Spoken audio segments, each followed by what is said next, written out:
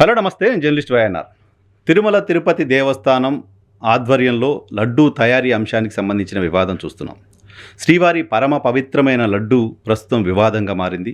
లడ్డూ వివాదానికి సంబంధించి కోర్టు ఏం చెప్పింది, సిట్ ఏం చెప్పింది, ప్రభుత్వం ఏం చెప్తోంది, వైఎస్ఆర్ కాంగ్రెస్ పార్టీ నాయకులు ఏం మాట్లాడుతున్నారు, వీటన్నిటితో సంబంధం లేకుండా సామాన్య భక్తుల మనస్సులో ఉన్న సందేహాలను నివృత్తి చేయడం కోసం టీటీడీ పూర్వ అధ్యక్షులు వైఎస్ఆర్ కాంగ్రెస్ పార్టీ ముఖ్య నేత భూమన కరుణాకర్ రెడ్డి గారితో మాట్లాడదాం. సార్ నమస్తే.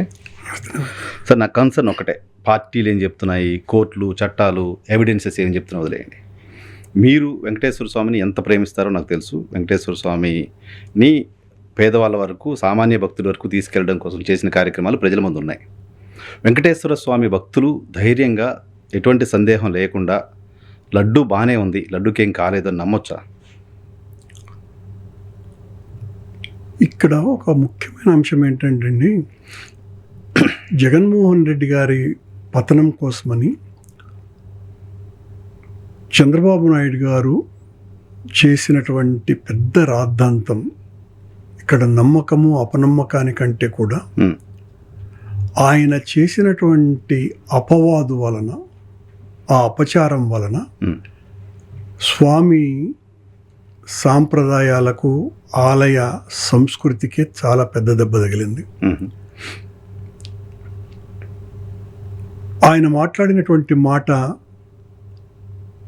వెంకటేశ్వర స్వామి పరమ పవిత్రమైన లడ్డూలో నెయ్యికి బదులుగా ఆవు కొవ్వు కలిపారు అన్నటువంటి మాట. ఒక్కసారిగా భక్త ప్రపంచమంతా నిర్ఘాంతపోయింది, నివ్వెరపోయింది. నిజమా ఇది అని కలవరపెట్టింది కూడా అందరినీ కూడా. అంటే ఇంత దారుణానికి ఒడికట్టినారా అని. దాని వెనుక చంద్రబాబు నాయుడు యొక్క రాజకీయ ప్రయోజనం దాగుంది కనుక ఆయన వేసినటువంటి ఆ పెద్ద నింద ఒక సంచలనమై కూర్చొని మొత్తం ప్రపంచవ్యాప్తంగా ఉన్నటువంటి హిందువులందరిలోనూ కూడా తీవ్రమైన చర్చకు దారితీసింది. ఈ పరిస్థితులలో సుప్రీంకోర్టే జోక్యం చేసుకొని, ఒక బాధ్యతాయుతమైనటువంటి పదవిలో ఉన్నటువంటి వ్యక్తి, అందున ఒక ముఖ్యమంత్రిగా ఉండి నిర్ధారించుకోకుండా ఈ రకమైనటువంటి ప్రకటన చేయటం తప్పు కదా అని ప్రధాన న్యాయమూర్తి ఆక్షేపించినారు. మీ ప్రశ్నకు సమాధానం ఇవన్నీ కూడా మనం ప్రజల్లోకి తీసుకువెళ్లాల్సినటువంటి అవసరం ఉంది. ఆక్షేపించి నిజ నిర్ధారణ కోసమని సుప్రీంకోర్టు నేతృత్వంలో సిబిఐ సిట్ను ఏర్పాటు చేసింది. అందులో సిబిఐ నుంచి 3 ఆఫీసర్లు, రాష్ట్ర ప్రభుత్వం నుంచి చంద్రబాబు గారి అధీనంలో ఉన్న పోలీసు వ్యవస్థ నుంచి 2 ముఖ్య అధికారులు అందులో భాగమై దాదాపు సంవత్సర కాలం పాటు విచారణ చేసినారు. ఈ సంవత్సర కాలమంతా చంద్రబాబు నాయుడు గారు కావచ్చు, ఉప ముఖ్యమంత్రి గారు కావచ్చు, తెలుగుదేశం పార్టీ, జనసేనకు సంబంధించినటువంటి నాయకులంతా అనునిత్యము జగన్మోహన్ రెడ్డి గారి పాలనంతా కూడా అరాచకాలతోనే వెంకటేశ్వర స్వామి ఆలయ ప్రతిష్టను భంగపరచటానికే వాళ్ళు మొత్తమంతా కాలాన్ని వినియోగించినారు. లడ్డూలో ఆవు కొవ్వే కాదు, పంది కొవ్వు, చేప నూనె, ఇలాంటివన్నీ కలిపినారు అని రోజు పత్రికల ద్వారా వాళ్ళు మాట్లాడడం జరిగింది. ఈ సంవత్సర కాలంలో ఆ సిట్ దాదాపు 8 రాష్ట్రాల్లో తాము విచారణ చేశారు. 36 మందిని దోషులుగా ప్రకటించినారు. ఈ 36 మంది ఎవరు అంటే, టీటీడీలో పనిచేస్తున్నటువంటి కింది స్థాయి అధికారులు, టీటీడీ నియమించుకున్న దశాబ్దాలుగా క్రితం నుంచి కొనసాగుతున్న ఈ నెయ్యి నాణ్యతను నిర్ధారించేటువంటి ఎక్స్పర్ట్స్, ఆ నెయ్యిని సరఫరా చేసినటువంటి సరఫరాదారులు వీళ్ళు ముగ్గురు కుమ్మక్కై నెయ్యిలో vegetable oil, palm kernel oil కలిపినారు అని సిట్ తన నివేదికను ఇచ్చింది. సిట్ తన నివేదికను, తన విచారణను 2019 నుంచి 24 వరకు చేసింది. ఈ సిట్ నిర్ధారించినటువంటి దోషులలో బోలే బాబా అన్నటువంటి ఒక సరఫరాదారైన డైరీ సంస్థ, ప్రీమియర్ డైరీ అనేటువంటి మరో సంస్థ, అలాగే వైష్ణవి డైరీ, మాల్గంగా అనేటువంటి డైరీలు కూడా ఉన్నాయి. కానీ ఇక్కడ అతి ముఖ్యమైనటువంటి విషయం, దోషులుగా నిర్ధారింపబడ్డటువంటి బోలే బాబా అలాగే ప్రీమియర్ డైరీ పర్టికులర్లీ, ఈ ప్రీమియర్ డైరీ 2013 సంవత్సరం నుంచి 2014లో ముఖ్యమంత్రిగా చంద్రబాబు నాయుడు గారు ప్రమాణ స్వీకారం చేసిన తర్వాత దాదాపు 80% పైగా నెయ్యిని వాళ్లే సరఫరా చేసినారు. బోలే బాబా 2017 సంవత్సరంలో చంద్రబాబు గారి సమయంలోనే వాళ్లకు అర్హతను సాధించి దాదాపు 160,000 కేజీల నెయ్యి అనబడేదాన్ని వాళ్ళు సరఫరా చేసినారు. ఈరోజు సిట్ తాను నిర్ధారించినటువంటి దోషులకు యొక్క మూలాలు చంద్రబాబు గారి హయాంలోనే ఉన్నాయి అన్నటువంటి విషయాన్ని విస్మరింపజాలము. చంద్రబాబు గారు ఏం చేస్తున్నారు, జగన్మోహన్ రెడ్డి గారి పాలనలో ఈ రకమైనటువంటి అపచారం చేసినారు అని ఆయన మాట్లాడుతున్నటువంటి మాట.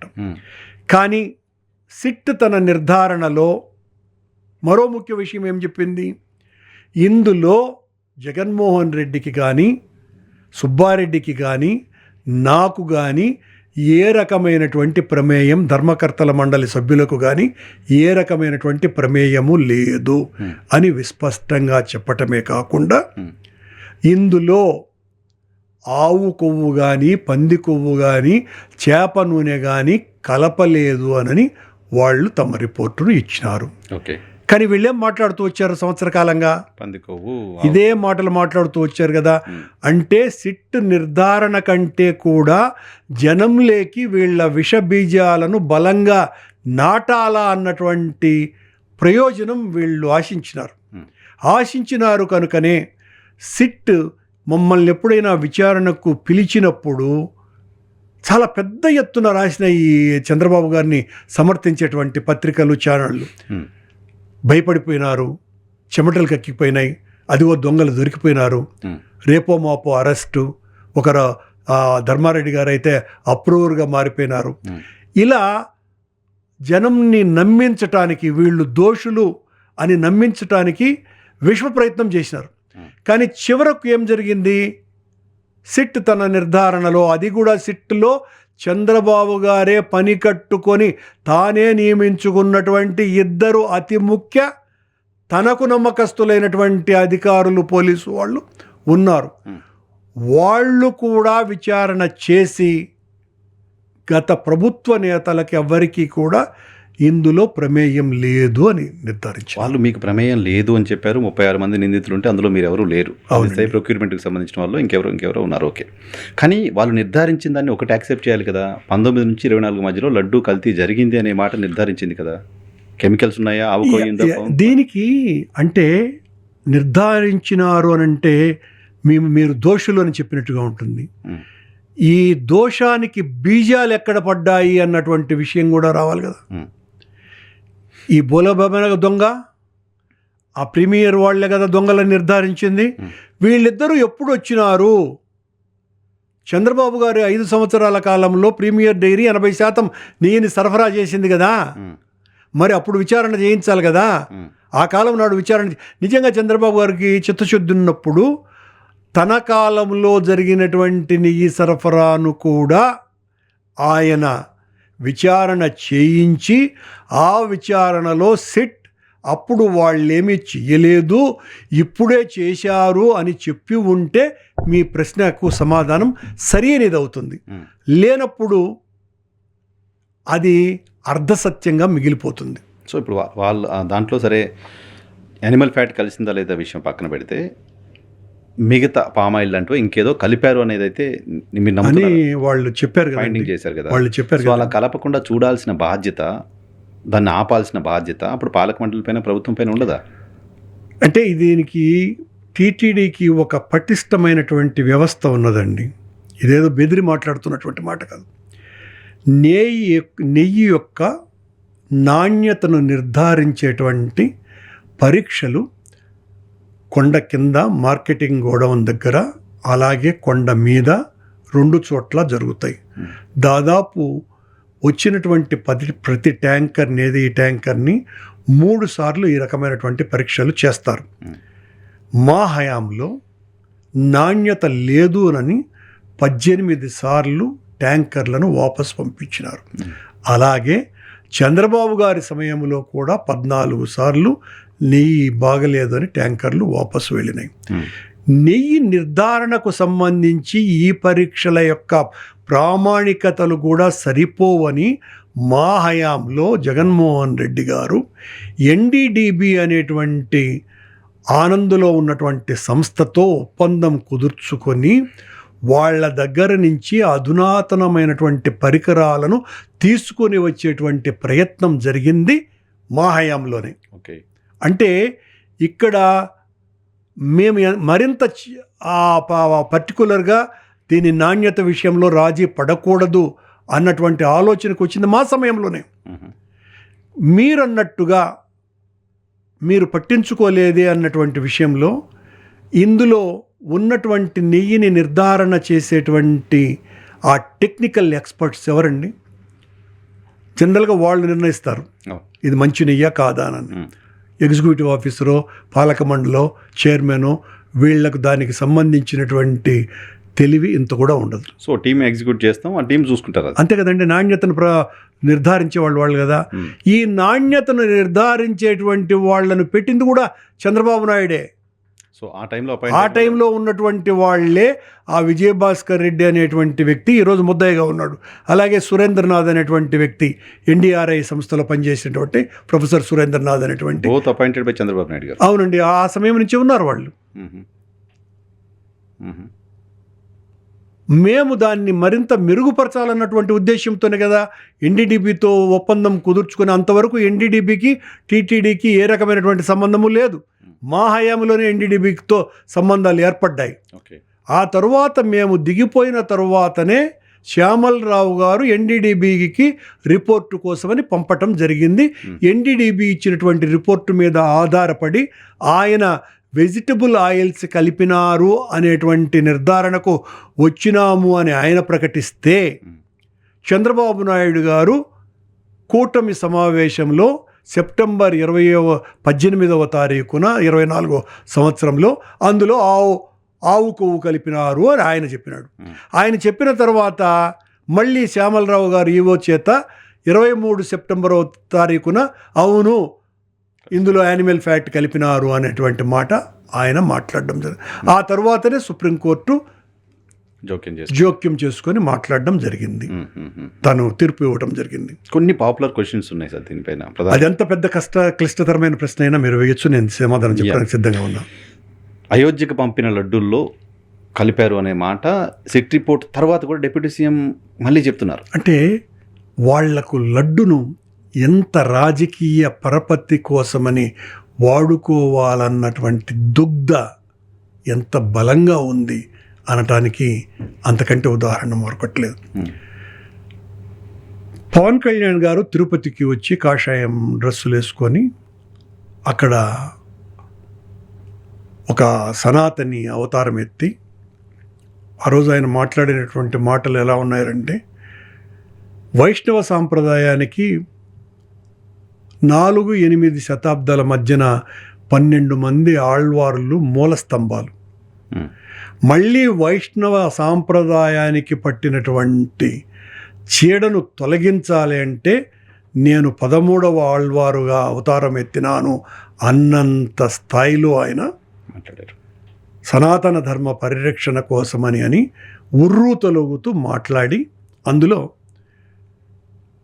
దేవస్థానం పంపినటువంటి అయోధ్య అతి పవిత్రమైన ఉద్యమ రూపంలో బయటపడ్డటువంటి రామాలయ నిర్మాణ ప్రారంభోత్సవానికి, స్వామి ఆలయ ప్రారంభోత్సవానికి ఆవు కొవ్వు, పంది కొవ్వు, చేప నూనె కలిపినటువంటి లడ్డూలను వెంకటేశ్వర స్వామి ఆలయం నుంచి పంపించినారు అన్నది ఆయన ఆరోపణ. ఆ రోజే దీనికి సంబంధించి చాలా స్పష్టంగా మేము చెప్పటం జరిగింది. అయ్యా పవన్ కళ్యాణ్ గారు, మీరేదైతే ఆరోపణ వేశారో దానికి సమాధానం జనవరి నెలలో ఆ లడ్డూలను పంపటం జరిగింది. ఆ నెలలో, అంతకు పూర్వము డిసెంబర్ నెలలో అనుకుంటా, బోర్డు సభ్యుడైనటువంటి సౌరభ్ బోరా అనే అమిత్ షా శిష్యుడు, ఆ అమిత్ షా గారి ప్రాబల్యంతోనే మళ్ళీ ఇప్పుడు చంద్రబాబు గారు బిఆర్ నాయుడి పాలక మండలిలో కూడా సభ్యుడైనటువంటి సౌరభ్ బోరా, ఎంతో పెద్ద పారిశ్రామికవేత్త అయినటువంటి మైహోం రామేశ్వరరావు గారు, వీళ్ళిద్దరూ టీటీడీని రిక్వెస్ట్ చేసుకొని భగవంతుని పట్ల మాకున్నటువంటి అమితమైన నమ్మకంతోనూ, రాముడి మీద మాకున్న విశ్వాసంతోనూ, మీరు కొండ నుంచి పంపించాలనుకున్నటువంటి లడ్డూలకు సంబంధించిన నెయ్యిని సాంప్రదాయ పద్ధతిలో చిలికినటువంటి నెయ్యితో, అది ఎంత ఖరీదైనా దానిని మేము కొని మీకు అందిస్తాము, దానితో మీరు పంపించండి అని వాళ్ళు చెప్పితే, వాళ్ళు సరఫరా చేసినటువంటి నెయ్యితో తయారు కాబడ్డటువంటి లడ్లతో అయోధ్యకు నేనే తీసుకెళ్ళటం జరిగింది. నేనే అక్కడ వాళ్లకు హ్యాండ్ ఓవర్ చేసి అయోధ్యలో. అంటే ఇంత స్పష్టంగా ఉన్నా కూడా మీరు ఆ సౌరభ్ బోరా దగ్గర వివరణ ఎందుకు తీసుకోవాలా? మీ దగ్గరే ఉన్నాడుగా, ఎగ్జిస్టింగ్ బోర్డు మెంబర్ కదండి. సార్, సౌరభ్ బోరా, మైహోం రామేశ్వరరావు గారు అయోధ్య లడ్డూలకు సంబంధించిన నెయ్యిని ఇచ్చారు. వాళ్ళు ఎక్కడి నుంచి నెయ్యి తెచ్చారు? ఆ నెయ్యిని ఎవరు టెస్ట్ చేశారు? ఆ నెయ్యికి సంబంధించిన క్వాలిటీని ఎవరు చూశారు? అంటే అది పోర్టు కార్మికులు చూసి ఉంటారండి. అదే మేము టీటీడీ ఎగ్జిక్యూటివ్ ఆఫీసరు వీళ్ళెవరు కూడా దాన్ని రుచి, నాణ్యత చూడడం అనేది ఉండదు. దానికి ప్రోటోకాల్ ఏం పాటించలేదా? ఇప్పుడు రెగ్యులర్గా మనం 3 లేయర్స్లో చెక్ చేయించే మెకానిజం ఏదైతే ఉందో ఖచ్చితంగా పాటించుంటారు. ఎక్కడి నుంచి తెచ్చారు అనేది ఏమైనా ఐడియా ఉందా? నాకు ఐడియా లేదు. ఏ డైరీ నుంచి ఐడియా లేదు. వాళ్ళు అది బోర్డు తీర్మానంలోనే ఉంది, వాళ్ళు ఇచ్చినారు నెయ్యిని స్వీకరిస్తూ. మనం అది కొనట్లేదు కాబట్టి పర్టికులర్గా ఎక్కడ ఏ రేటు అనవసరమైన విషయం కదా. కానీ వాళ్ళు 2010 కేజీలు ఒక్కొక్కరు ఇచ్చినట్టు గుర్తు నాకు. ఒక్కొక్కరు 2010 కేజీలు 10 కేజీలు 10 లక్షల లడ్లకి. ఓకే, ఎందుకు సార్ ఇప్పుడు ఇంత జరుగుతుంటే మైహోం రామేశ్వరరావు గారు కావచ్చు, ఈవెన్ సౌరవ్ బోరా కావచ్చు, ఎందుకు రెస్పాండ్ అవ్వట్లేదు? మరి అది ఆ ప్రశ్న నన్ను అడిగితే మీరేమనుకుంటున్నారు? మీకు ఇది ఉంటుంది కదా, వాళ్ళు తెలుసు, వాళ్ళు మీ బోర్డులో పనిచేసి రాజకీయ పరమైనటువంటి విమర్శలకు వాళ్ళు ఎందుకు సమాధానం చెప్తారు అసలు? బట్ వాళ్ళ మీద వస్తున్న దేవుడి మీద, వాళ్ళ మీద ఆరోపణలు రాలేదు. దేవుడి మీద వేస్తున్న అపవాదు కదా, వాళ్ళ మీద ఆరోపణలు రాలేదు. ఇప్పుడు మీరు టీటీడీ పూర్వ చైర్మన్ గా దాడి మా మీద చేస్తున్నారు కాబట్టి సమాధానం మేమిస్తున్నాం.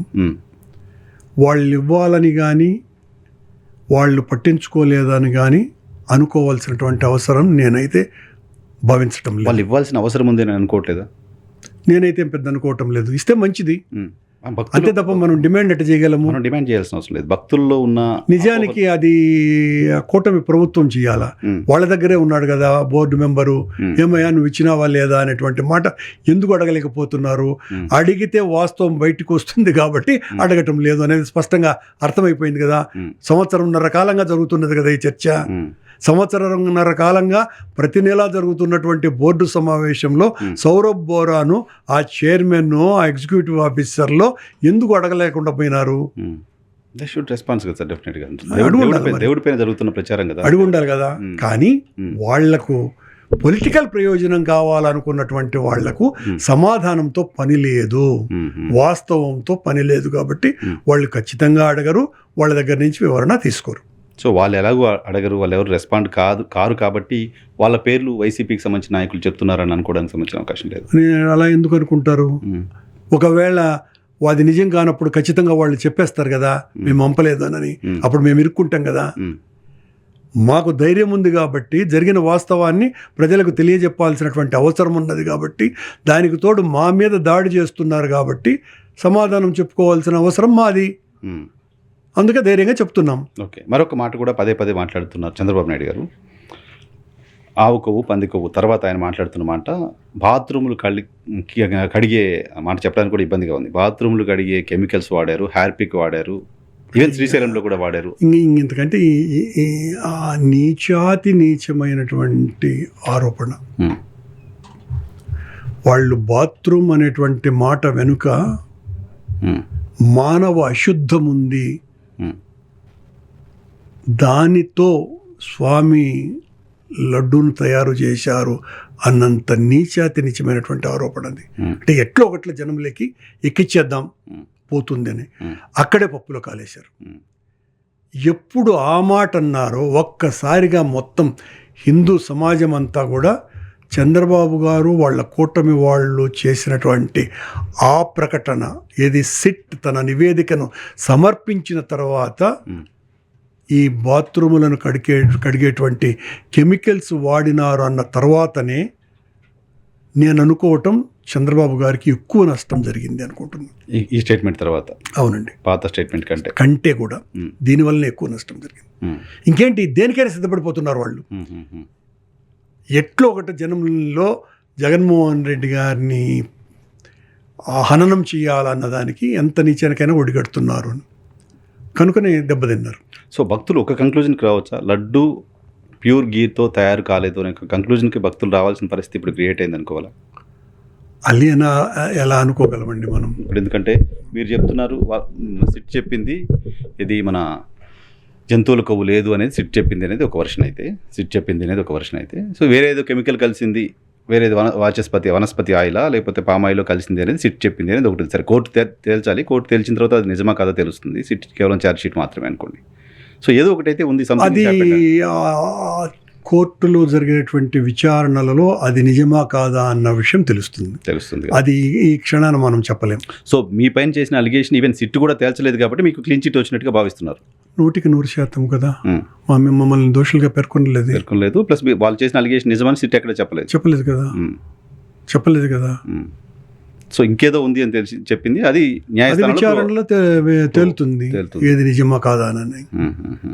వెంకటేశ్వర స్వామికి పరమ భక్తుడిని, వెంకటేశ్వర స్వామి నా ప్రాణాలు కాపాడాడు, వెంకటేశ్వర స్వామి ఆ తిరునామాలు చూస్తూ పెరిగాను, నేను జుట్టిచ్చేవాడిని అక్కడ ప్రతి సంవత్సరం వెళ్ళి. ఇంత ప్రేమ, ఇంత అభిమానం, ఇంత భక్తి ఉన్న వెంకటేశ్వర స్వామి పైన భక్తి ఉన్న చంద్రబాబు నాయుడు గారు ఎందుకు వెంకటేశ్వర స్వామిని రాజకీయాల కోసం, జగన్మోహన్ రెడ్డిని ఇబ్బంది పెట్టుకోవడం కోసం వాడుకుంటారు అనుకుంటున్నారు? చంద్రబాబు నాయుడు గారు మా ఇలవేల్పు, మాకు ఆత్మ దైవము, రోజు మీరన్నట్టు రోజు చూస్తున్నాము అని అంటున్నారే. నాకు తెలిసి చంద్రబాబు గారిని నేను 55 సంవత్సరాలుగా నాకు తెలుసు. నేను తిరుపతి వాడిని. నేను 72 నుంచి రాజకీయాలలో ఉన్నా. అప్పుడు ఆయన నాకంటే పెద్దవాడు, యూనివర్సిటీ రాజకీయాలు నేర్పుతూ ఉండేవారు. అంతకుముందు ఆయన ఆర్ట్స్ కాలేజీలో చదివేటప్పుడు కూడా మా ఫస్ట్ కజిన్ ఒక అతని క్లాస్మేట్ అయినా, అప్పుడు కూడా నేను ఆయన్ను చూసి ఉన్నా. అప్పటి నుంచి 55 ఏళ్లలో ఒక్కసారి కూడా అంత పరమ భక్తుడు ఎందుకు గుండు కొట్టుకోలేదే? ఒక్కసారి కూడా చెప్తున్నాడు, తలనీళ్ళు ఇచ్చేవాళ్ళం. ఒక్కసారి కూడా 55 ఏళ్ల కాలంలో చూడలేదు, ఒక్కసారి కూడా గుండు కొట్టలేదే. వెంకటేశ్వర స్వామి ఆలయానికి భక్తులు ఎవరైనా ఉంటే తమ జీవిత కాలంలో కనీసం అంటే 10 నుంచి 15 సార్లన్నా గుండు కొట్టుంటారు. చంద్రబాబు నాయుడు గారు ఎందుకు గుండు కొట్లా? అందం పోతుందనా? అందరినీ కాపాడుకోవటానికి భక్తులే కాదు అని చెప్పదలుచుకున్నారు. నేను అలా చెప్పనండి. మరి అందరూ చంద్రబాబు గారు భక్తుడు కాదు అని అంత అపవాదం నేను వెయ్యను. మీరే భక్తుడు, ఇంకెవరు భక్తుడు కాదు అన్నట్టుగా మాట్లాడితే మాత్రమే తప్పు అని అంటాను.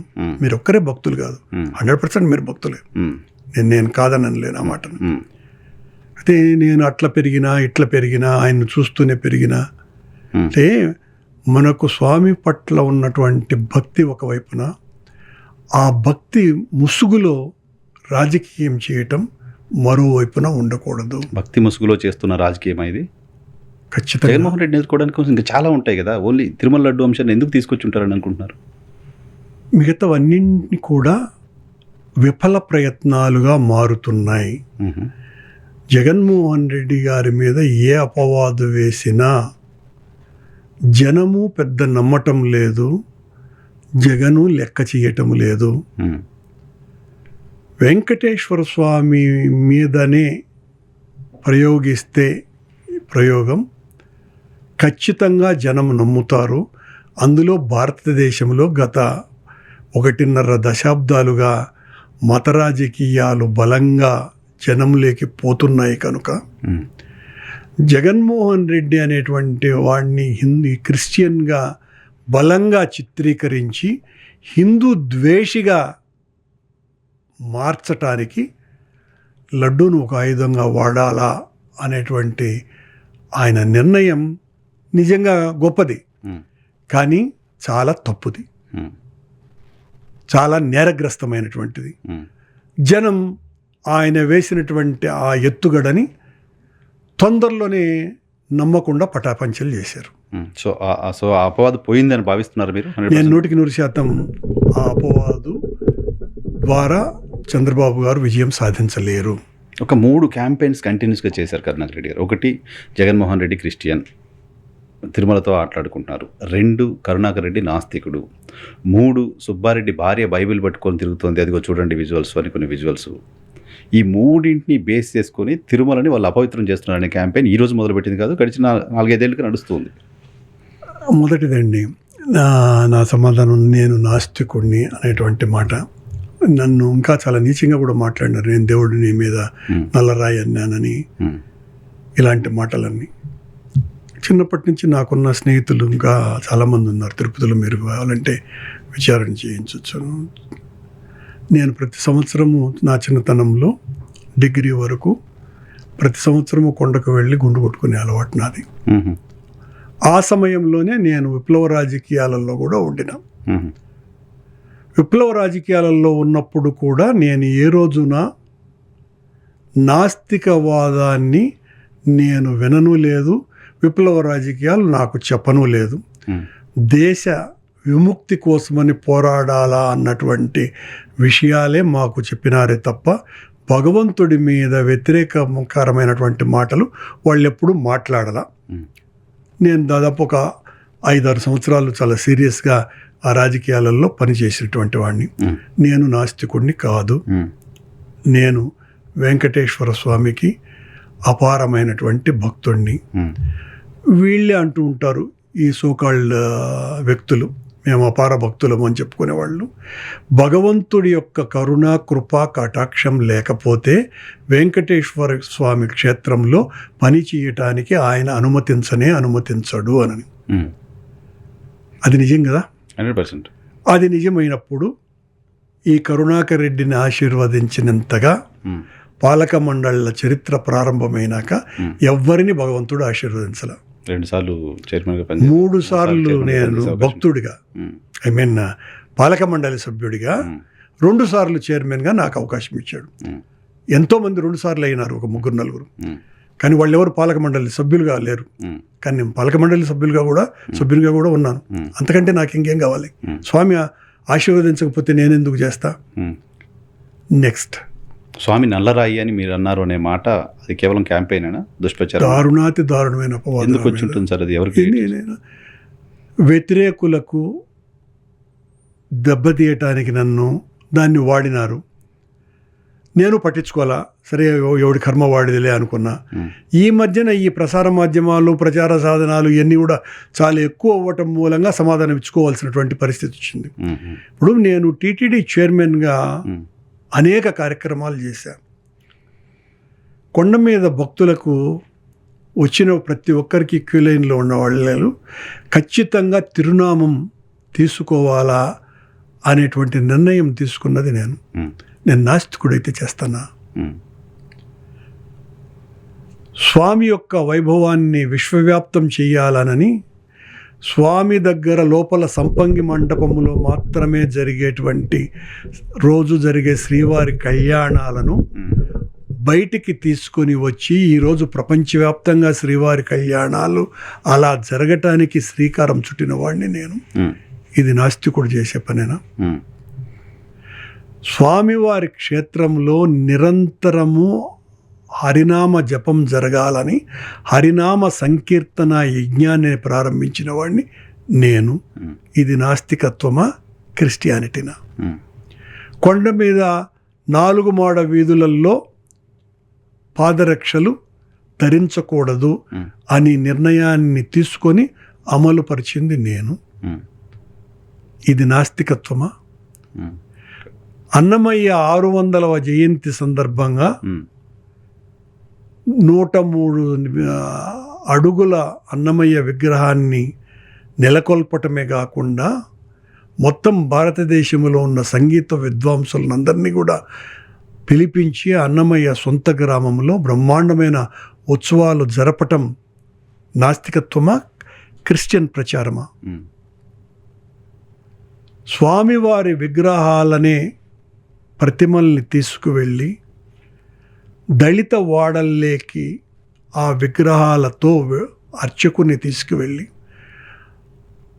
వేద ఆశీర్వచనం ఇప్పించి తద్వారా వాళ్ళల్లో హైందవ భావన బలంగా ఉండేటట్టు చెయ్యాలా అని ఒక గొప్ప వినూత్నమైన ఆలోచనకు శ్రీకారం చుట్టి అమలుపరచటం అది నాస్తికత్వమా, భగవంతుణ్ణి దూషించటమా? స్వామివారి వైభవాన్ని మొత్తం ప్రపంచమంతా తీసుకువెళ్ళాలి అంటే దేశంలో ఉండేటువంటి పీఠాధిపతుల సలహాలు, సూచనలు, వాళ్ళ ఆశీర్వాదాలు కావాలని 100కు పైగా పీఠాధిపతులందరినీ కూడా పిలిపించి కొండలో మొదటిసారి 2 సార్లు, మళ్ళీ మొన్న నేను అధ్యక్షుడైనప్పుడు 3వసారి వాళ్ళ చేత అనేక సూచనలు స్వీకరించి మొదటిసారి స్వీకరించినప్పుడు వాటిల్ని అమలుపరచటం దైవద్రోహమా, నాస్తికత్వమా? ఎలా చెప్పగలరు? భక్తి ఛానల్ ఏర్పాటు కూడా భక్తి ఛానల్ నా మెదడులో పుట్టినటువంటి ఆలోచన. అలాగే స్వామివారి పాదాల చెంత ఉంచినటువంటి పూజలు చేసినటువంటి తాళిబొట్లతో అమ్మాయి వధువుకు వరుడు చేత తాళి కట్టిస్తే ఆ ప్రతిమలు ఉన్నటువంటి వెంకటేశ్వర స్వామి, లక్ష్మీ ప్రతిమలు ఉన్నటువంటి ఆ తాళిబొట్లు ధరించినటువంటి భార్య, కట్టినటువంటి భర్త, పుట్టినటువంటి బిడ్డలు ఎప్పటికీ కూడా వేరే మతంలోకి వెళ్ళరు అన్నటువంటి నిర్ణయం తీసుకొని 46,000 పెళ్ళిళ్ళు జరిపించినానే ఇది భగవంతునికి వ్యతిరేకమైనటువంటిదా, నాస్తికత్వమా? ఇది గిరిజన గోవిందం, నాద నీరాజనం, అలాగే చతుర్యుగ బంధం అన్న పేరుతో 4 పెద్ద వాహనాలను తయారు చేసి కృత, త్రేత, ద్వాపర, కలియుగం పేర్లతో ఆ వాహనాలకు పేర్లు పెట్టి స్వామివారి ప్రతిమలను మొత్తం ఆంధ్ర రాష్ట్రంలో ఉన్నటువంటి ప్రతి గ్రామానికి తిప్పి స్వామివారిని దర్శించండి అని చెప్పటం కూడా నాస్తికత్వమే అవుతుందా? అదే మీ నాస్తికత్వం అయితే, ఇవన్నీ నేను చేసినటువంటి నాస్తిక ప్రచారం అయితే మీరు నన్ను నాస్తికుడు అనుకున్నా నాకేం బాధలేదు. దేవుణ్ణి సామాన్యుడికి, పేదలకి, సామాన్య భక్తులకి ఇవి నేను చెప్పినటువంటివి చాలా తక్కువే. మీకు నేను చాలా చేశాము అట్లాంటివి. ఇవన్నీ కూడా ఆ మహానుభావుడు రాజశేఖర రెడ్డి గారు, జగన్మోహన్ రెడ్డి గారు ఇద్దరూ ఇచ్చినటువంటి స్వేచ్ఛ కారణంగానే నేను చేయగలిగిన. సో జగన్మోహన్ రెడ్డి గారి పైన, ఈవెన్ సుబ్బారెడ్డి గారి పైన వచ్చిన రిలేషన్ కూడా చెప్తున్నారు. ఇక జగన్మోహన్ రెడ్డి గారు అన్న హైందవ సాంప్రదాయానికి సంబంధించి ఏ రకమైనటువంటి భంగము కలిగించకుండా ప్రయత్నించండి.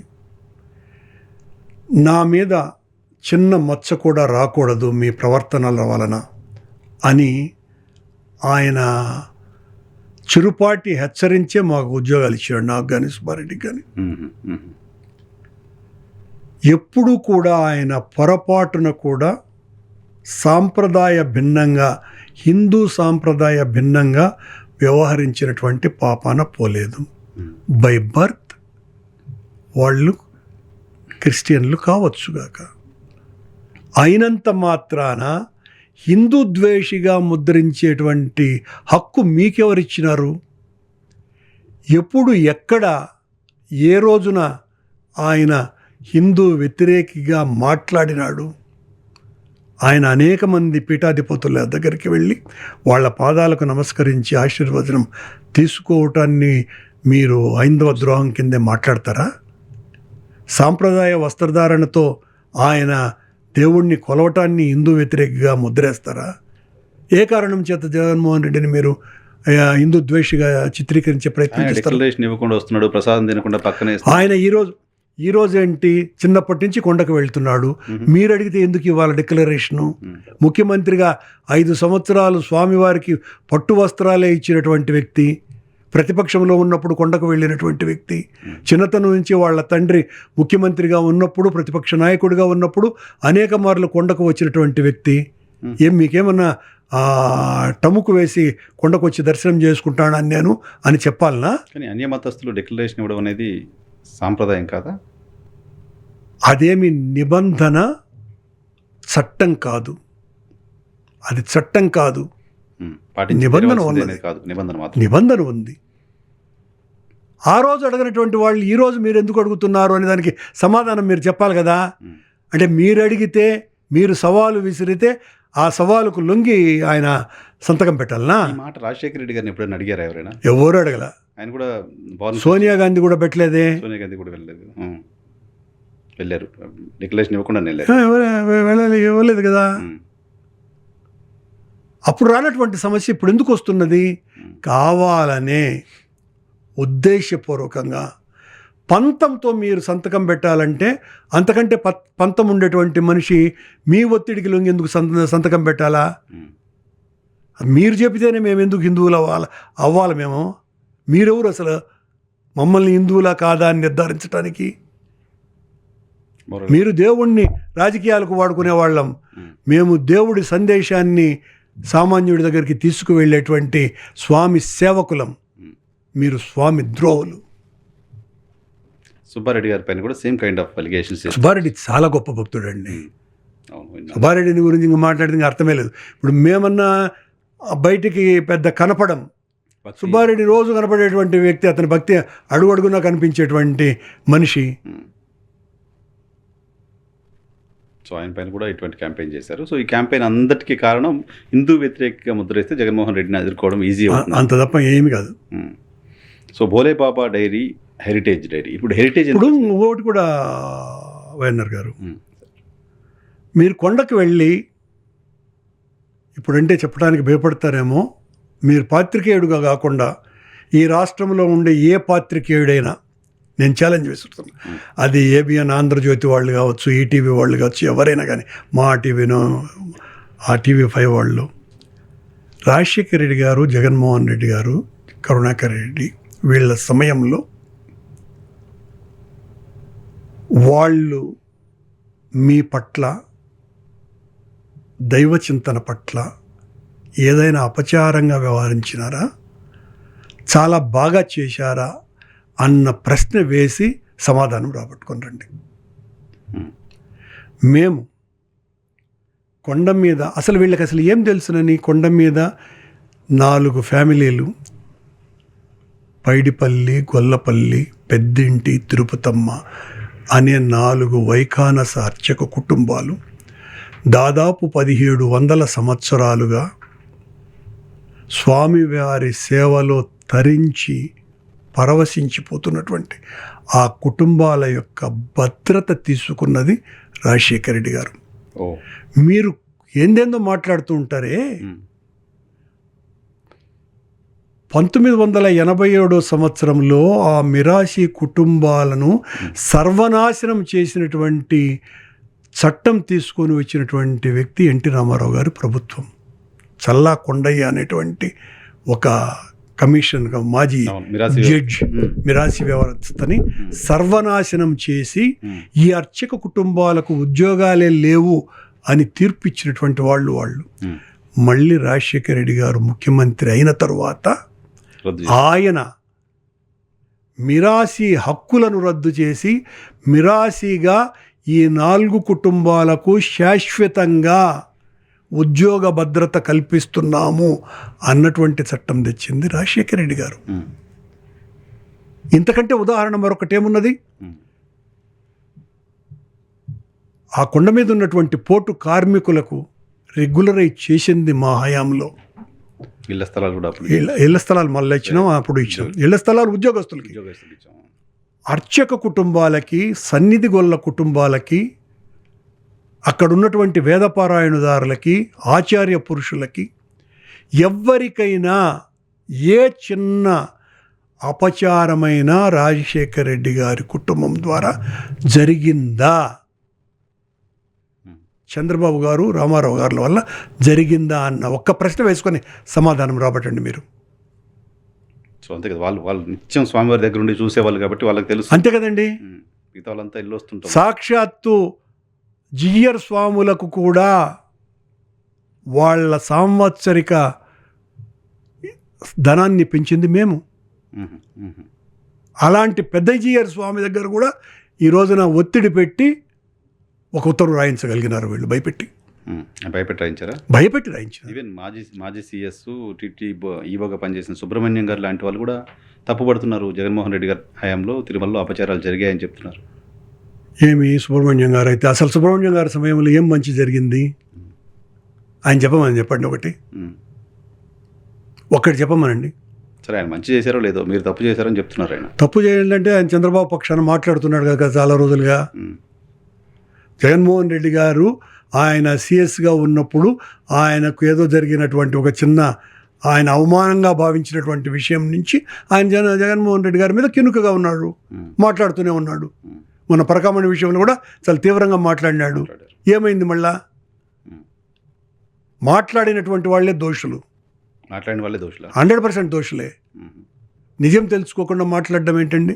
దేవుడి విషయంలో కొంచెం బ్యాలెన్స్గా జాగ్రత్తగా ఉండాల్సిన అంశంలో అంతే కదండి చేయడం అనేది నష్టం. నా గౌరవం ఉంది సుబ్రహ్మణ్య గారి మీద కూడా, కానీ అలాగని నేను తప్పు చేస్తే మీరు మాట్లాడండి, మీరు తప్పు చేస్తే ఖచ్చితంగా ఎత్తి చూపుతా నేను. ఏదో ఆ పీరియడ్ అంతా కూడా దైవద్రోహమే జరిగింది అనేటువంటి మాటలు ఎవరు మాట్లాడినా కూడా తప్పే.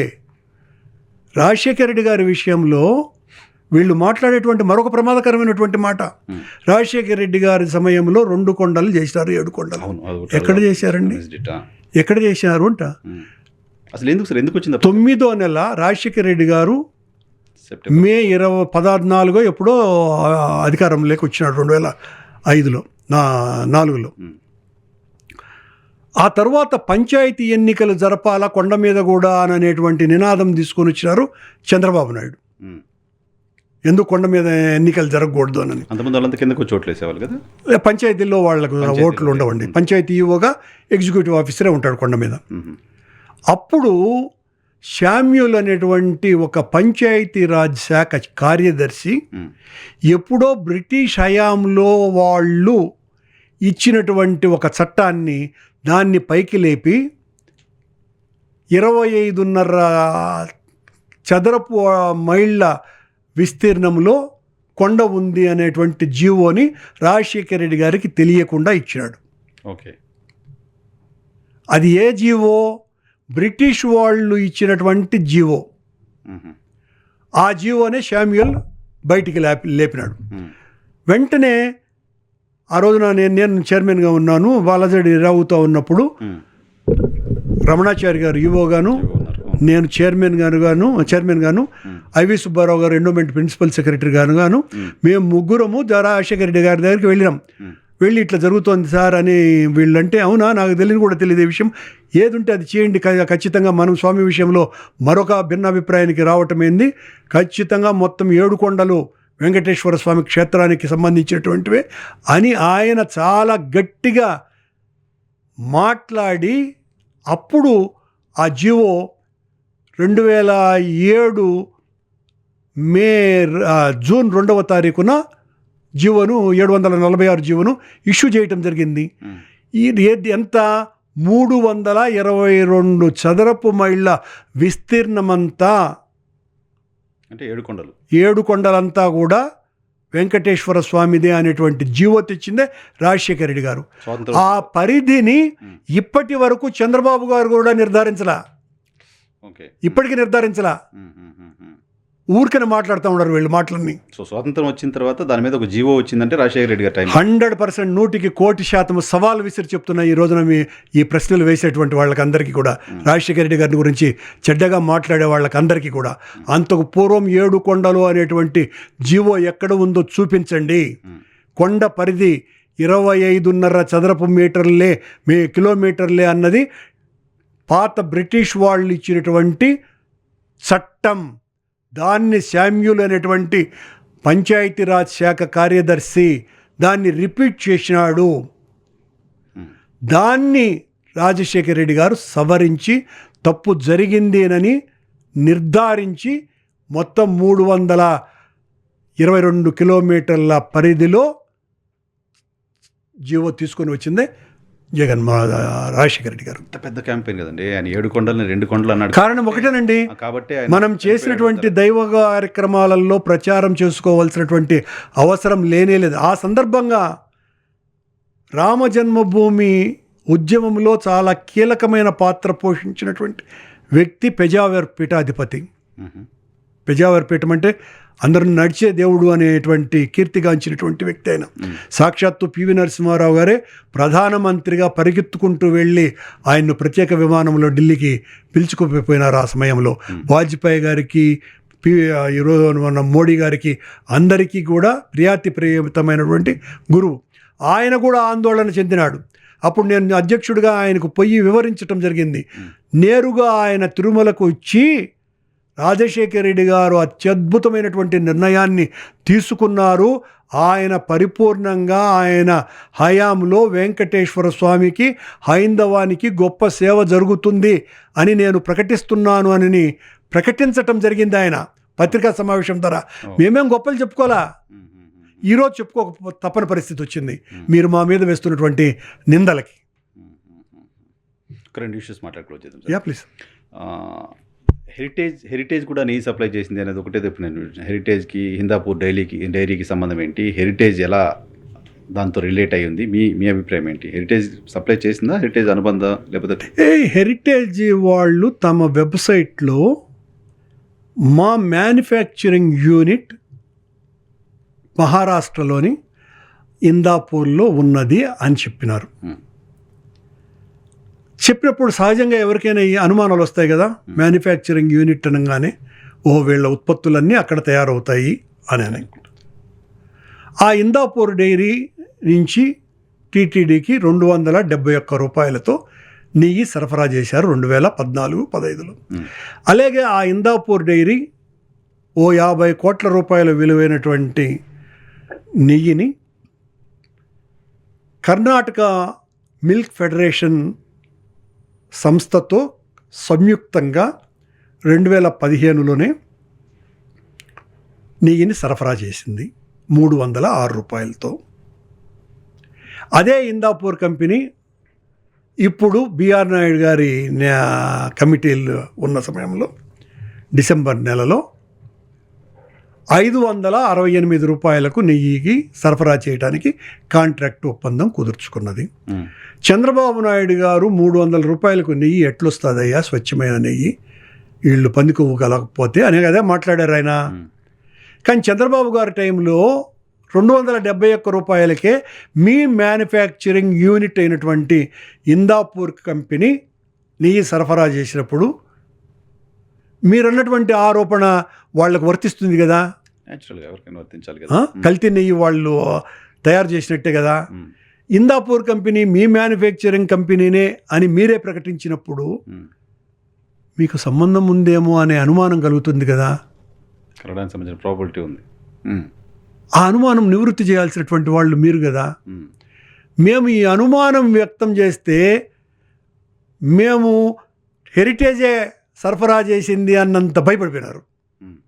భయపడిపోయి మా హెరిటేజ్ ఇలాంటి వాటిలను ఎప్పుడు కూడా సంబంధం లేదు టీటీడీకి, మా ఈ ఉత్పత్తులు మాత్రమే వాళ్ళ దగ్గర కొంటాము లిస్టెడ్ కంపెనీతో అని ఒక ప్రకటన ఇచ్చినారు వాళ్ళు, ఏది హెరిటేజ్ వాళ్ళు. మళ్ళీ నిన్న వాళ్ళ వెబ్సైట్నే మార్చుకున్నారు. ఎందుకు అంత భయపడాల్సిన పని ఏమున్నది? నేను హెరిటేజ్ గురించి నేను ఒక వీడియో చేస్తే ఫేస్బుక్ నుంచి ఆ వీడియో తీయించేసింది హెరిటేజ్. అదే ఎందుకు అంత భయపడాలి మీరు? మేమేమి అనలా, హెరిటేజ్ సరఫరా చేసింది అనలా. కానీ మీరు చెప్పుకున్నారు మా ఉత్పత్తి సంస్థ అని. మీ ఉత్పత్తి సంస్థ అంటే ఏంటి? మీ ఉత్పత్తి సంస్థ నెయ్యి కూడా తయారు చేస్తుంది కదా, మీరు నెయ్యి అమ్ముతున్నారు కదా, మరి అనుమానం ఎందుకు రాదు ప్రజలకి? ఆ అనుమానాన్నే మేము బయట పెట్టినాం. మీరు మా మీద పందికొవ్వే కలిపినటువంటి లడ్డూని అమ్మినారు అని అంత అపవాదు మీరు వేయచ్చు.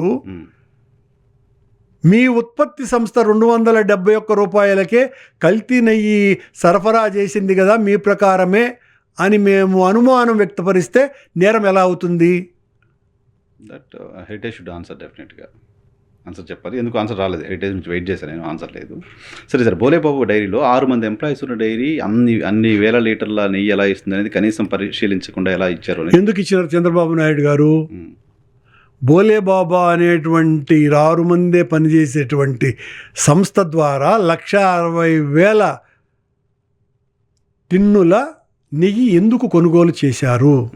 చంద్రబాబు నాయుడు గారు తప్పు చేశారు, మీరు కరెక్ట్ చేసి ఉండొచ్చు. నేను చెప్పాను కదా మీకు, చంద్రబాబు సమయంలో నియమింపబడ్డటువంటి నెయ్యి నాణ్యతను నిర్ధారించే వాళ్ళే ఇక్కడ కూడా సభ్యులుగా ఉన్నప్పుడు ఏం జరుగుతుంది? సో అదే కంపెనీ గతంలో కూడా ఇస్తుంది కదా అని.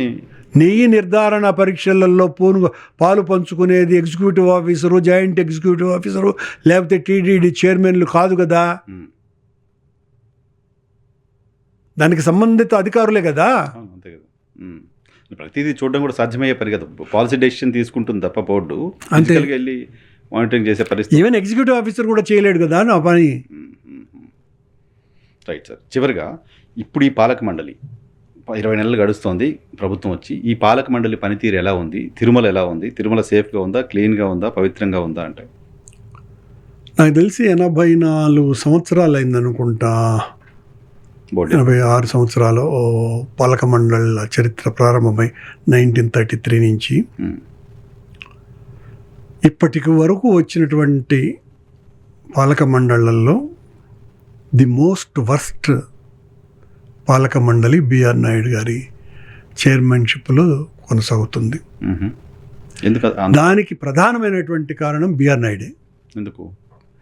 ఈ బిఆర్ నాయుడు గారు ఏమనుకున్నారంటే ఇతను గొప్ప పారిశ్రామికవేత్త, ఆధ్యాత్మిక పరిజ్ఞానం 0, ధనంలో చాలా మిన్న, భగవంతుని పట్ల భక్తి అన్నది ఒక నాటకీయత. నేను జగన్ పరిపాలనలో 5 సంవత్సరాలు దేవుణ్ణి దర్శించుకోలేదు అని అన్నాడు. జగన్ మీద కోపం ఉంటే దేవుడి మీద ఎందుకయ్యా పగ నీకు? నాకు అర్థం కాల. ఎందుకు దర్శించుకోవాలా నువ్వు? ఈ చిన్న ప్రశ్నకు సమాధానం చెప్పాలి కదా ఆయన. నేను రాకముందే, అంటే ఆయన ప్రమాణం చేయకముందే ఎలా సంపూర్ణ ప్రక్షాళన చేస్తాను అని ఆయన్ను మూసేటువంటి వాళ్ళతో చెప్పినాడండి. కంచి కామకోటాధిపతి, శృంగేరి పీఠాధిపతి, రాఘవేంద్ర స్వామి, చిన్నజీయర్ స్వామి, వీళ్ళెవ్వరూ కూడా అంత గొప్ప ప్రవచనాలు చెప్పుండరు.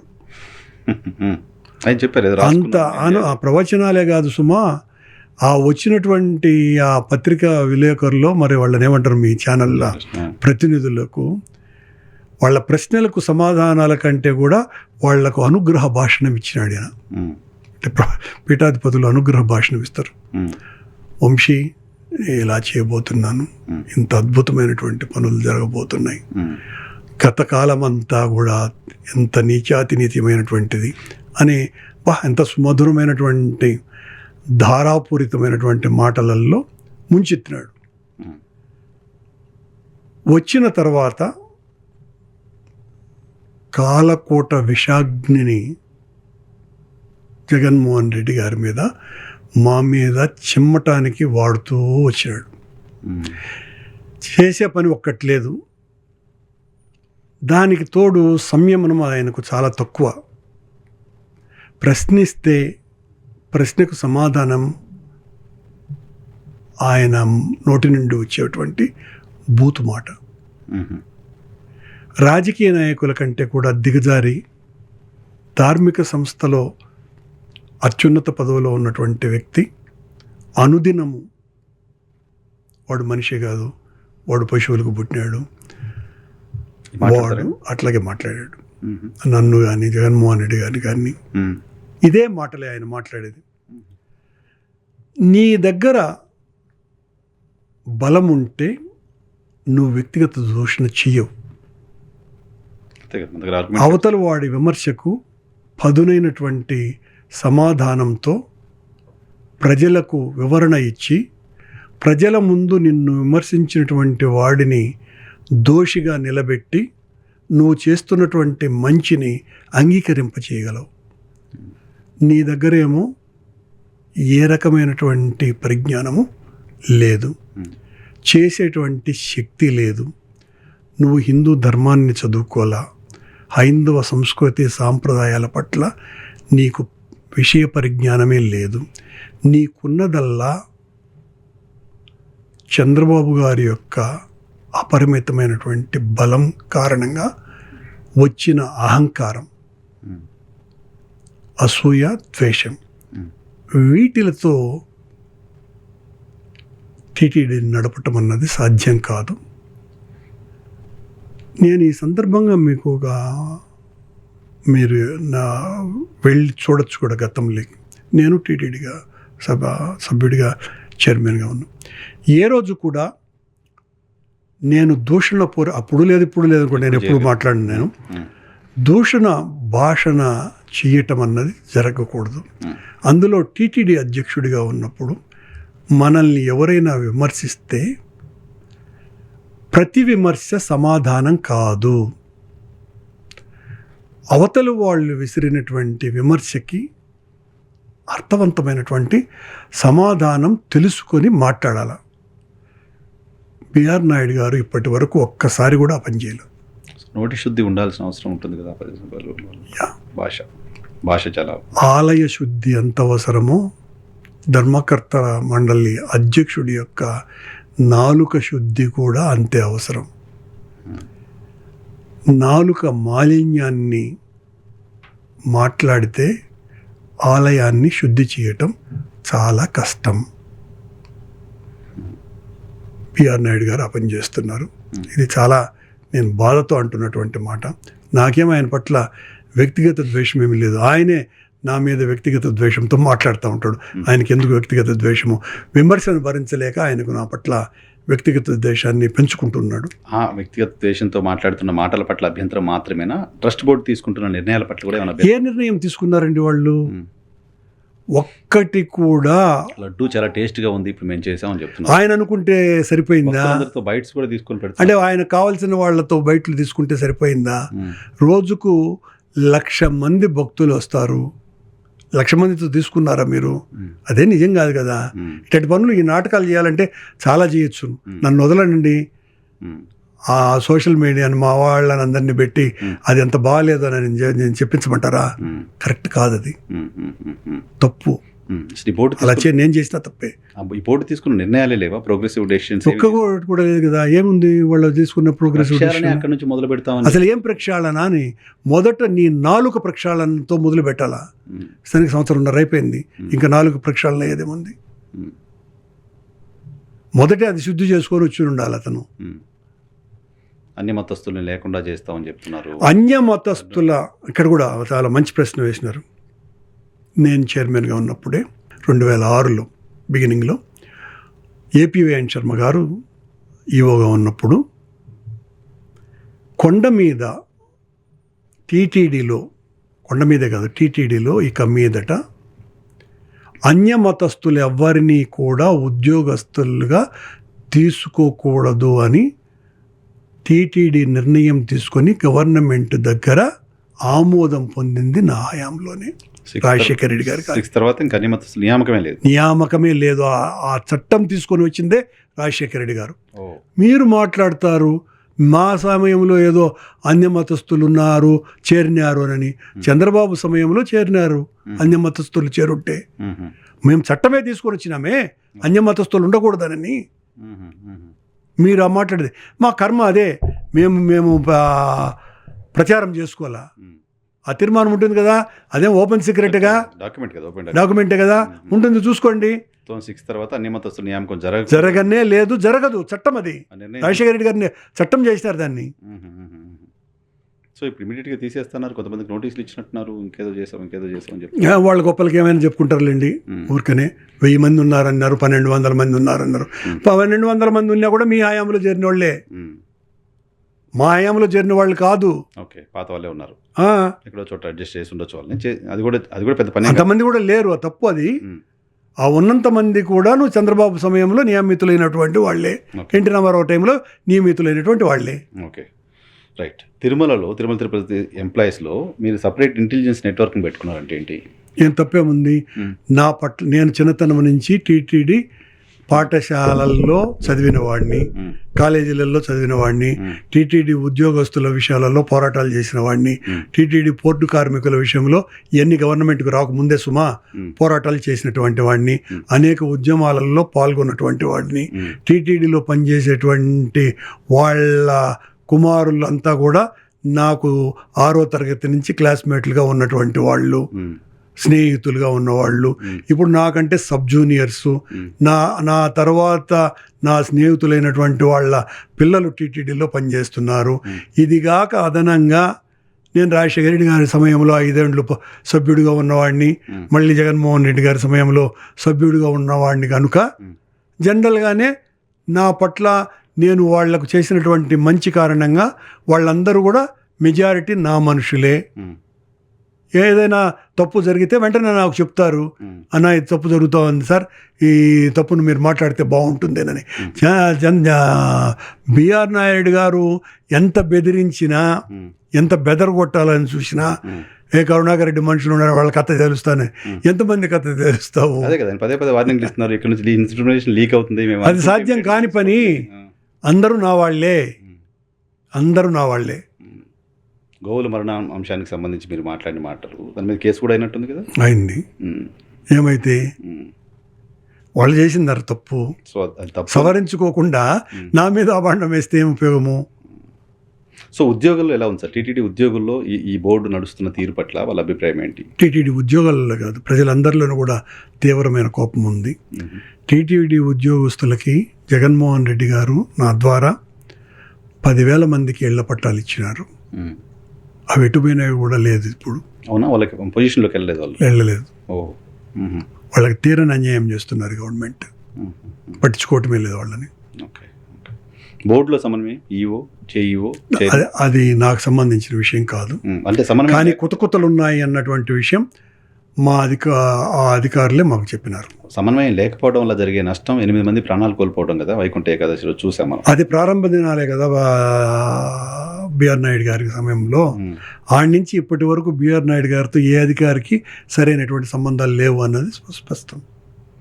Right sir, thank you very much మా కోసం సమయం కేటాయించినందుకు. ప్రొఫైల్ ఇంటర్వ్యూ ఒకసారి కేవలం లడ్డూకే పరిమితం అవుదాం. Thank you. కరుణాకర్ రెడ్డి గారితో స్పెషల్ పాడ్కాస్ట్ చూస్తూనే ఉండండి.